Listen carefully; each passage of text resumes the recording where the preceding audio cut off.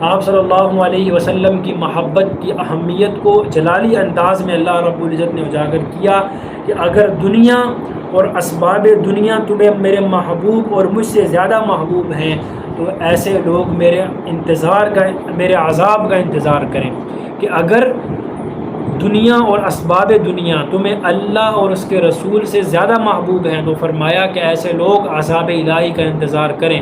ایسے لوگوں کی اللہ کو کوئی ضرورت نہیں. جو لوگ محمد صلی اللہ علیہ وسلم کے وفادار نہیں اللہ کی رحمت کے وہ حقدار نہیں ہیں.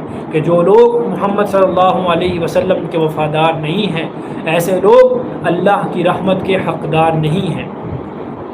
حضور صلی اللہ علیہ وسلم کی گواہی ایمان ملتا ہی محبت رسول سے ہے.